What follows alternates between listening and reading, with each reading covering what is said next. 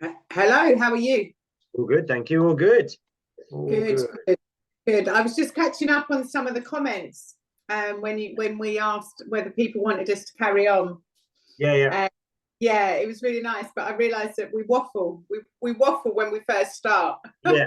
But I think that's okay. We generally do that anyway when we meet people, don't we? We waffle a little bit, Yeah, break the before we ice and all that. the nitty gritty. Yeah, So this week's nitty gritty. I had a couple of my beginners come up to me that just started competing, that have given me videos yeah. of their runs. Okay. And I mistakenly or rightly or wrongly turned around and was like, oh, that was a difficult course, or oh, and they were like, and they're really frustrated, feeling really down, don't want to compete. Yeah. And that is because they don't feel that the course was appropriate. Okay. It's very difficult. It's easy for us to turn around and say, okay, we're not going to run that course. We don't feel like that it's appropriate for our Yeah. dogs, or we Yeah. don't like it. I, for one, can sort myself out of a course if I don't particularly like it. Yeah. And I have walked away, but it's really hard for beginners to even know whether it's right or Appropriate. wrong for Yeah, them. yeah, yeah. Yeah. Um, I suppose again, and I feel that some of the courses like that depends on which shows you go to as well. Depends on the difficulty level that what some people see that is grade 1 to 2 beginners. Other people might not think that that's suitable. So I might look at a grade 1 and 2 course and think, well, that's absolutely fine. I know that most of the guys that I teach could handle that, etc. Then you go to another event and it's really hard or something, and you go, well, how is that the same? Yeah, and it's people's perspective of what is a suitable grade. To me, a grade one dog should be able to drive to a tunnel. They shouldn't be pulling off a tunnel. They should be able to do straight lines. Their jump skills are going to be quite inefficient. So, Yeah, but then that said, that would then knock out some of the more experienced handlers, grade two dogs. So yeah, good courses are grade 1 to 2, aren't they? yeah, So I know I had a course the other day that I ran with Nairobi, or didn't run with Nairobi, where there was a front cross or a blinds in the front of every single contact equipment. Now, whether it's suitable or not isn't the question here, but I knew that it wasn't suitable for me and my dog because I haven't done a lot of that work with them. yeah, yeah, yeah. I mean, it's a tough one. Where should you have a handling when you've already got an obstacle to negotiate anyway? Yeah, Yeah. exactly that. So I mean, the dog walk or the seesaw or the A-frame or the weaves are hard enough anyway for a beginner dog. So do you actually want to add in handling Handling in before front or of, after that? yeah, exactly that, exactly Yeah, I that. mean, it needs to be a little bit more flow. I would say it needed to be a little bit more flow to that. Um, I I'm would, also seeing some really tight calls. I mean, I know I've not been to any of, like, I haven't been to Iconics or anything like that yet this year. So, but I'm seeing some really, really tight courses that are on minimum distance yeah, and that have got the room to be bigger than yeah. that. But how do our grade 1 to 2 handlers, our new beginner dogs, and no, new beginner handlers, how do they handle, let's say for instance they look at something and there's the tunnels moved or something like that, how do they deal with that? Well, depends on how How do confident you they have are. the confidence? Yeah, Yeah, I exactly. mean, they're having the confidence, and I think what most people need to understand or try to understand if they can is I think my first port of call is always the ring manager. If there's something on there that I'm unsure about, like say maybe the tunnels moved slightly from the last one, or you can see it's not quite fitting in let's say it's not quite fitting in the tunnel bags properly, or the numbers moved from one, tripped over or turned over or whatever that is. Most of the things you need to do is just go to the ring manager and just say, look, I'm a bit concerned about this. Can you have a look at it for me, etc. And then it's down to the ring manager then to deal with that situation, whether they approach the judge or not. And then I suppose if you don't get the answer that you actually need, I'm not going to say want, because we never get the answer we actually want, but if you don't get the answer you need, you know, and it's a safety issue, then you can go and speak to the actual show organizer themselves, the show manager. You know, the incident book is there for those sort of things. If you don't get the answer that you're looking for. Yeah, and I did advise them that, you know, if that, but this was more of a case. So yeah, from a safety aspect, again, grade 1 to 2 handlers don't always see that something's not safe. You know, you wouldn't sort of maybe notice it, but you know, it's very difficult, you know, to pitch a grade 1 to 2 when you've got great experienced handlers coming out on grade 2. Yeah, because grade 2 is now our, we say now grade 2 is now our funnel, isn't it?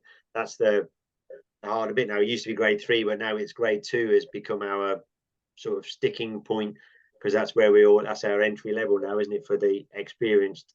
Yeah, I think that's hard. I mean, very few, you don't see shows very often just with grade 1. I mean, see graded 1 to 2, fair enough. Yeah.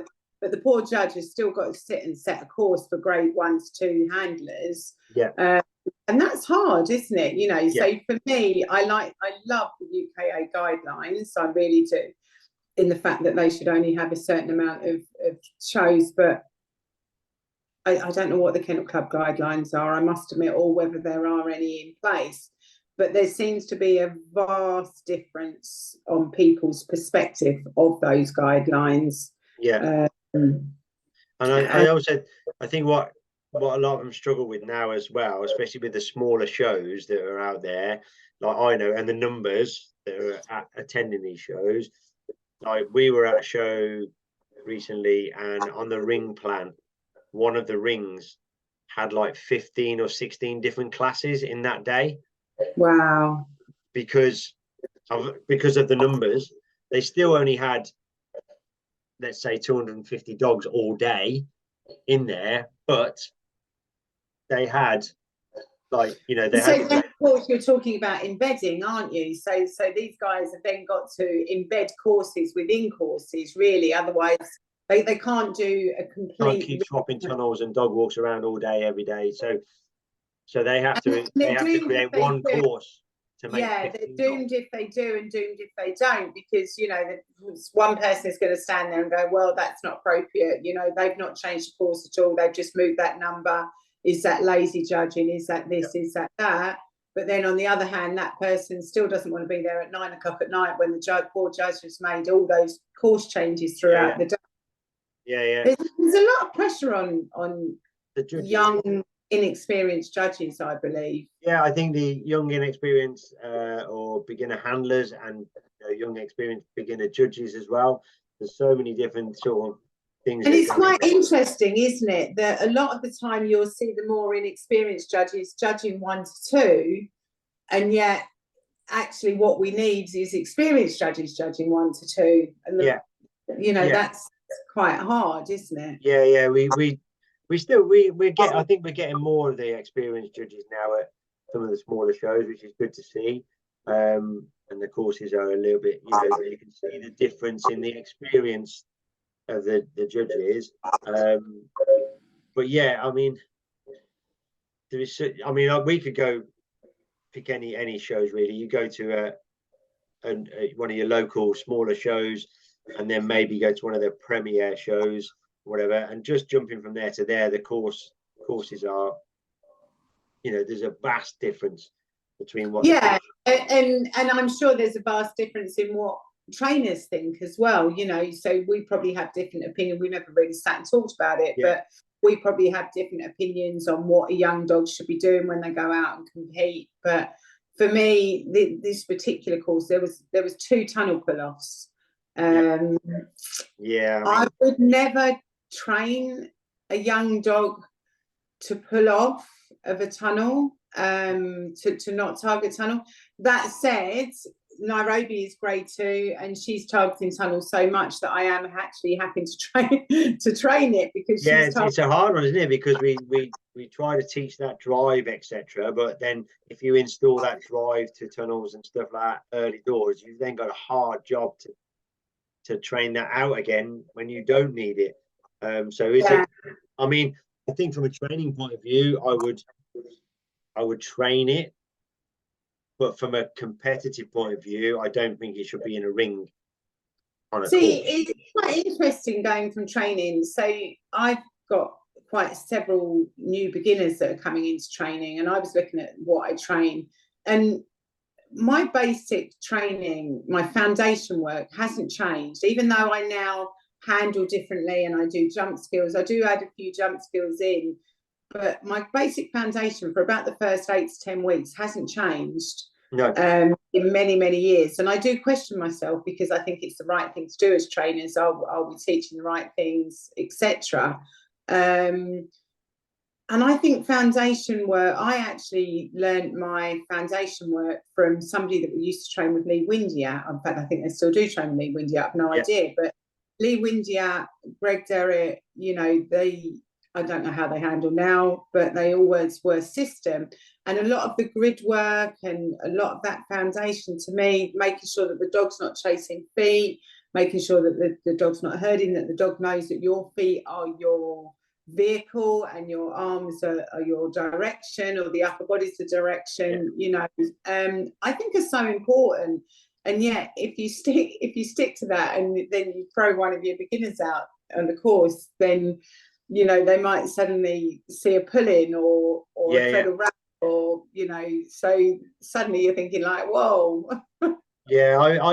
I tend to, my foundation is pretty much the same now as what when I first started training. Well, obviously I've got a young puppy now, which, you know, we're starting to think about those things, you know, ahead of time. Where do I need to be? Should I change something now because things have moved on? And in all honesty, I haven't seen, you know, with all of my dogs up to rigs now, been successful enough with what I'm doing. So should I really change? Should I change that for what we get? Probably not. No, because I think you'd be changing it for change's sake, wouldn't you? Yeah. There's a few things that I might add in a little bit later on, but generally, same as you, for me, my circle work, you know, the self-control a little bit to those, you know, bit of toy chasing, you know, all that. That's what I will be doing. I don't think I'm going to be doing anything different. No. You know?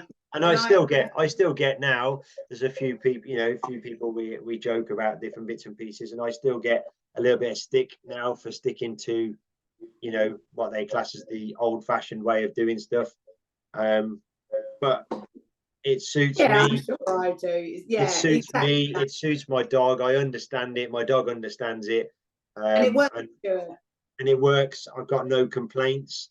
You know, all right, we may not be, you know, agility wise, we may not be right up in the, you know, top tier, but that's down to more my agility. I think my agility training than my foundation training. My agility training, I don't do as much as some people do. I probably do more than others, but that's what that is. But foundation wise, I know when I'm training my dogs on an agility course, I have decent control of what's going on. Okay, so let's put it like this. The client says to you, right, I would like to go out and compete. Okay. Yeah. What do we need to make sure, really, that they're going out to compete? They need start line weight, they need drive they need to be looking for jumps, they need to be taking simple directions, and they need to be generally competent unless they're doing any size in weaves and contact equipment. Blind crosses, front crosses, rear crosses, whatever you're going to do, they need to be competent in those, don't they? And apart from that, what else should they need? I don't think they should need much more than that. There should be plenty, like you say, plenty of drive and what I class as loose running. Really, not much tight work involved. Not many tight turns. You're not going to be looking at, you know, 3 or 4 wing wraps, or shouldn't be looking at wing wrapping everywhere on the course and all that sort of stuff. Should be just flowing around. I do say to a lot of people that I train that you can always miss things out. If you're looking at a course and you're trying to just gain experience, and there's something on the course that you're not sure about, or if there's something on the course that you've not trained, or you feel that it's too much for you, then just miss it out.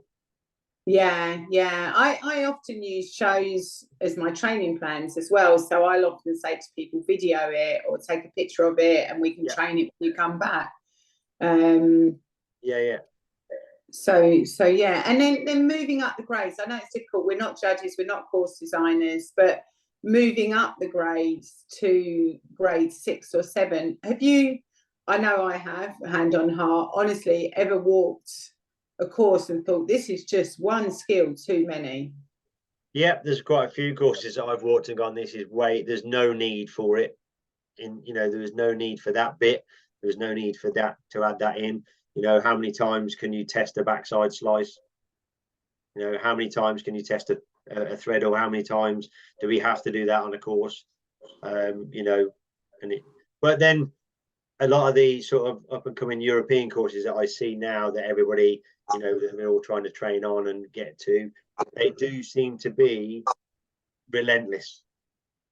Yeah, and relentless at speed, isn't it? Yeah, but what I do find is they are relentless with skill after skill, as it was, but it's not the same skill every time. So I guess then we're then talking about the type of person that we're dealing with. Do you know what I mean? So maybe as trainers, we need to be asking what do you aspire to? And if they want to go to the bigger shows, as opposed, or I think it's fair to say in my area, I'm not sure about your area, I've still got a knock at the door. Okay. We'll ignore the knock at the door. We'll ignore the knock at the door. Yeah. We've still got local shows. That's what I was talking about. Local shows. There's still a lot of traditional trainers around here. A lot of people with traditional judging, and sometimes they haven't got the room either to set the big blasty courses. So I guess if we've got somebody in front of us that's saying, well, I'm only prepared to travel an hour, then you're going to train them differently. That says to somebody that, oh, I'd love to go to Iconics, or I'd love to go to maybe. I think we had the similar discussion when we had Becky Sinclair on that once. We were talking about running contacts and stuff, and we were saying about whether to train running contacts or not, and that depends really on where you are, because if you're, like you say, if you're not necessarily going to be going to the big premier shows for the bigger courses, for the trying to get to maybe the grand finals, Olympia, Crufts, all those bits and pieces, then running contacts are irrelevant to you anyway. In theory, you could quite happily do with a stop dog walk without even a question. Whereas if you do inspire to get further on and maybe do your Crufts, maybe do Olympia, maybe even Team GB bits and pieces of that, then you're going to need a little bit more of a toolbox, should we say? So it depends really on what you're, where you plan to be. And I know we can't plan that, because I, like you probably, when I first started, I was only in it for fun, something to do with my dogs. I was only ever going to do one show a month, an hour. One show a month, but now, that person stop contact. Mind you, I've got a stop contact with Nairobi, with that was my choice. But exactly. So, but I generally say beginner person, beginner handler, beginner dog. I always go stop contact anyway, because people are only coming to me once a week, and I think if you're only seeing them once a week, I mean, the ones that I generally, from a running contact point of view, I know that train with other people in the week as well, so they have 2 or 3 lessons, not just with me. So I know that they're going to get a little bit more exposure to the equipment. So things like running contacts and whatever are easier for them to train, because they're doing it more regularly. But like I said, people that are just seeing me once a week and don't see anybody else at all, then... And I think it's easier to give those people homework appropriate stuff for stop contacts. We've digressed totally away, but definitely. I think it's easier to give people homework for stop contacts than it is for running contacts. So if we go back to where we were, being sort of appropriate courses, beginners, what do you do for if you see something on a course that you're not sure about, or then I think you have to make a decision, and if it's something that is throwing you out completely, then you can just ignore it, miss it out, don't do it, whatever that needs to be. If it's something you've not trained, etc., that's fine. If it's dangerous or you deem it to be dangerous, then obviously you need to go down the correct channels to deal with that. So the first port of call is always the ring manager for me. Unless, I mean, I'm fortunate, I suppose you are as well, that we know quite a lot of people. So a lot of the judges we already know, we're quite friendly with, you know, we're whatever. So I'm quite happy to go and tap a judge on the shoulder sometimes and say, just to let you know, this is so and so, or did you mean to do that? Are you happy with that? That's how I usually word it. Are you happy with that? And if they say yes, that's exactly right. Okay, perfect, thank you. And then I can make a decision myself. Some of them turn around and go, oh shit, no, sorry, I was meant to do this. And that's fine as well. We can do whatever they, you know, whatever they choose. And again, they're human and they're doing the best that they possibly can. And if they've had 15 blooming classes to deal with, you know, they're going to get a course, you know, there's going to be something somewhere wrong, you know, at some point. So it's just about, I think, I'm pretty sure we've mentioned this before a lot of times. It's just about how you approach things, how polite you are, and what you're. There's no point in standing ringside bitching and moaning about it. There's no point in getting frustrated and angry about it. There's no point in going home and getting on Facebook and telling the whole world how angry you are. You might as well just go. Not an agility net anymore. I've noticed it has quietened down a little bit. It has quietened down a little bit. Everybody's just enjoying their agility, which is lovely. Which is nice. But I think if you sort it out at the show down the correct channels, then there's not much else you can do about it anyway. So speak to the show, speak to the ring manager. If you're unhappy with the results of that conversation, go and speak to the show manager. If you're unhappy with that result of that conversation, ask for the incident book. Incident book, and then it's done. There's nothing else you can do. I used to run a session, I hadn't done it for such a long time, where we had no dogs. I used to cover a lot of this, so maybe I need to take a little bit of responsibility with my new people as well. Session without dogs. Yeah, there's certain like, and the problem is because when you get newbies coming in, and then you've got sort of let's say handlers or clients that have been with you for a while, you know, people have been in agility for a long time, they've been, dare I say, they've been tainted, they've been, you know, pushed around a little bit, they're a little bit dented now, and they tend to take on the newbies sometimes, and I feel that that's not always a good thing. No. You know, where they need that, because they'll be quite happy to tell them. I love my new people. I love training beginners. I really do. I like training all levels, but I do like training beginners. Yeah, and I just think sometimes they just need to, you know, just be a little bit more sort of aware of what's going on and not worry so much about what they can and cannot do.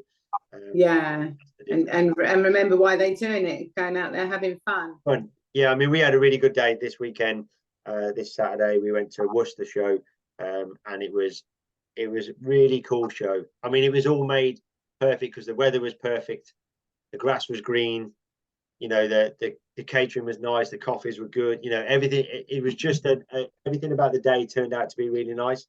But you said the same. If we could just have those weekends, if you could bottle it.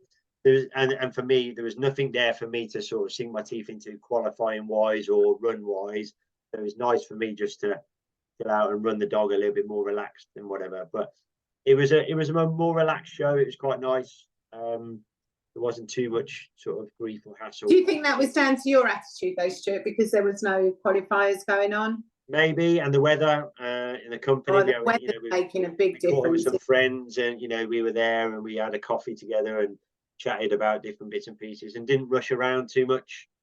The classes were a relatively decent size, so you didn't have, you know, it wasn't banging from ring to ring and all that sort of stuff. So it was good. And the courses, all the courses I ran were good. There wasn't any complaints from my part on any of the courses at all. And all the other courses that I saw running that I wasn't involved in, that we should have watched a few. Again, never had I don't think there was any bad courses that I saw personally. No. Really good. So I think the whole day made a difference. I've seen some courses for beginners that I feel are too difficult for beginners, but that's just my opinion. You know, Yeah. we're all entitled to our opinion, aren't we? So Yeah, and if I think I want sometimes, to some of the beginners that I train are different to some of the beginners that you might train. So the beginners that I train might turn up and go, "Oh, that was easy," or "I've seen that before," or whatever. Yeah. I tend to set harder courses because I feel like I tend to set grade 3 to 4 courses and train it round and break it down, because then I feel that people are prepared then. Yeah, I agree. Like, there's nothing there you're not going to see here. So that's what I like to see. People are relieved when they get to a show. And they go, just round and round in circles. Are you mad? Yeah, at least they're mentally prepared. Yeah, exactly. Because of course that's the other thing. If you give people too difficult a time when they first go out and compete, then we're battling with the mental side of it and the positive mindset side of it, just because they've had a few bad experiences. Yeah. So I think So if we do a bit of character building when we bully them when they're training, when they get to a show, it's easy, isn't it? I'm too nice to bully people.